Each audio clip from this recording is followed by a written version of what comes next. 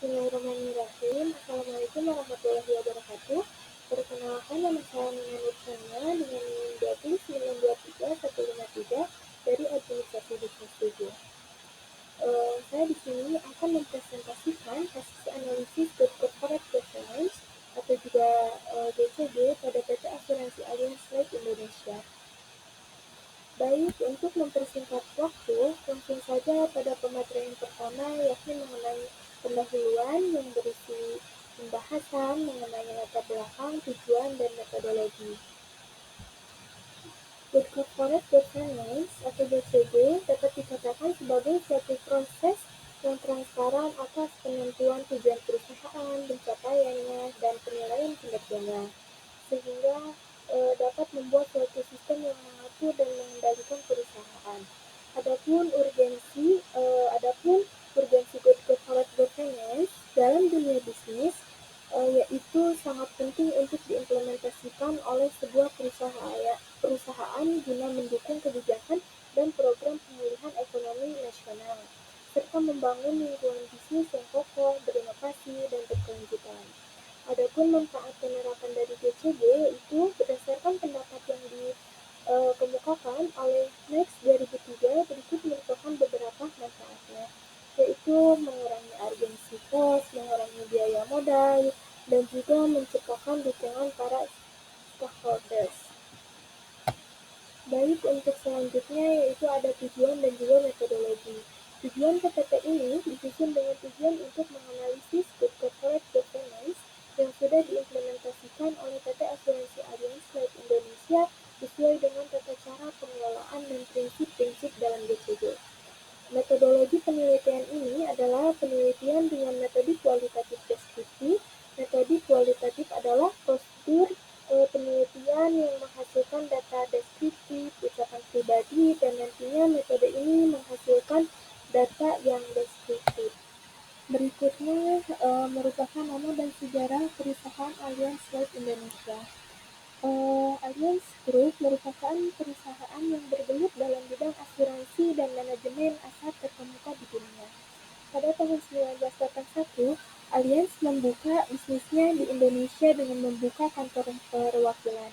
Pada tahun 1989, Allianz mendirikan PT Asuransi Allianz Utama Indonesia yang merupakan perusahaan asuransi umum. Pada tahun 1996, Allianz memasuki bisnis asuransi jiwa, kesehatan, dan dana pensiun dengan mendirikan PT Asuransi Allianz Life Indonesia.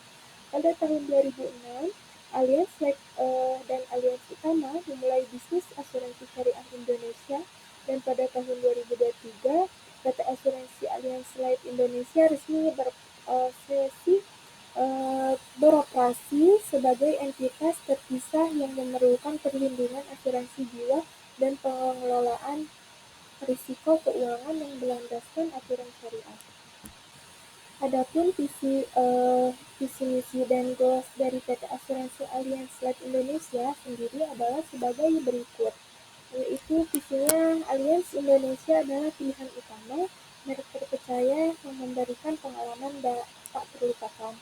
Misinya yaitu Allianz Indonesia dikenal sebagai penyedia perlindungan asuransi dan solusi keuangan dengan budaya kinerja tinggi untuk mencapai keuntungan berkelanjutan. PT Allianz Life Indonesia juga selalu berinovasi, mengutamakan dan melayani kebutuhan nasabah dengan nyaman serta melindungi masa depan masyarakat. Tujuannya yaitu perusahaan asuransi yang terpercaya dan diakui di Indonesia. Adapun struktur organisasi PT Allianz Life Indonesia dapat dilihat pada slide berikut. Adapun prinsip-prinsip dari BCG atau juga Good Corporate Governance yaitu keterbukaan, independensi, responsibilitas, akuntabilitas, dan juga kewajaran dan kesetaraan. Kebijakan dan prosedur dalam menerapkan BCG, perusahaan juga memiliki beberapa kebijakan yang mengatur perilaku seluruh karyawan agar sesuai dengan prinsip-prinsip BCG. Kebijakan-kebijakan tersebut antara lain kebijakan kebutuhan, kebijakan tata kelola dan kontrol, kebijakan anti korupsi, anti pencucian uang dan pencegahan pendanaan pen, maaf anti pencucian uang dan pencegahan pendanaan terorisme, kebijakan dan protokol anti fraud, kebijakan hadiah dan hiburan, kode etik penjualan, pedoman dan prosedur eh, pedoman dan prosedur whistleblowing, kebijakan bantuan kepentingan, kebijakan uji tuntas perantara penjual, kebijakan hubungan dengan nasabah dari instansi pemerintah, kebijakan penyaringan integritas pemasok, dan juga kebijakan sponsorship.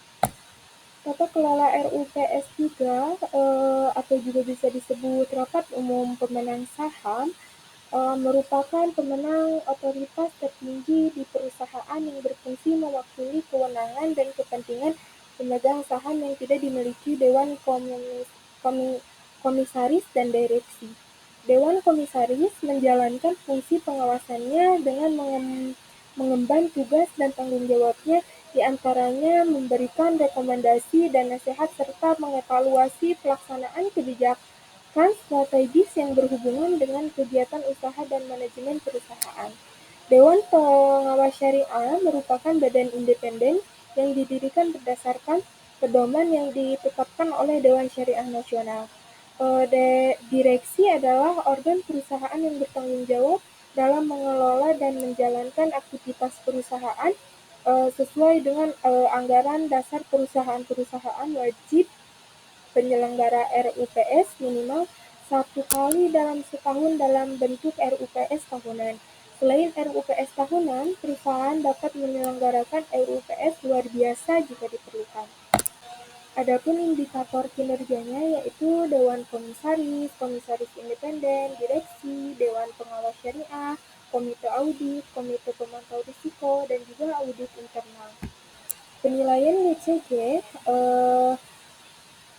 CAR atau juga Capital Adequacy Ratio atau rasio kecukupan modal.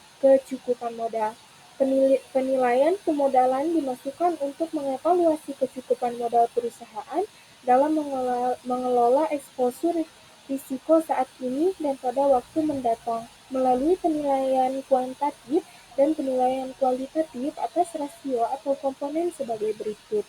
1. Kecukupan modal atau rasio utama. 2. Proyeksi kecukupan modal atau juga rasio penunjang. 3. Kecukupan ekuitas atau rasio pengamatan. 4. Kecukupan modal inti terhadap dana pihak ketiga atau rasio pengamatan. 5.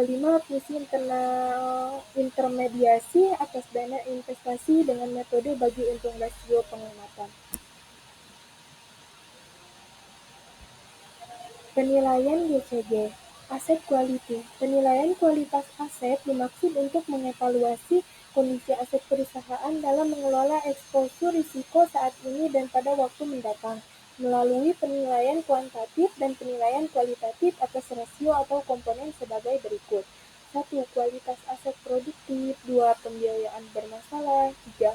Rata-rata tingkat pengembalian pembayaran hapus buku rekening pembayaran, dan juga nasabah pembiayaan bermasalah. Adapun perbandingan dengan industri, perbandingan corporate governance dengan industri dapat dilihat dari beberapa hal, yaitu profil dan risiko perusahaan, pengaruh GCG terhadap kinerja keuangan, manfaat GCG perusahaan, jaminan bagi investor, dan juga kendala penerapan GCG. Berikutnya tantangan dan peningkatan. Berikut merupakan beberapa tantangan yang dihadapi PT Asuransi Allianz Life Indonesia.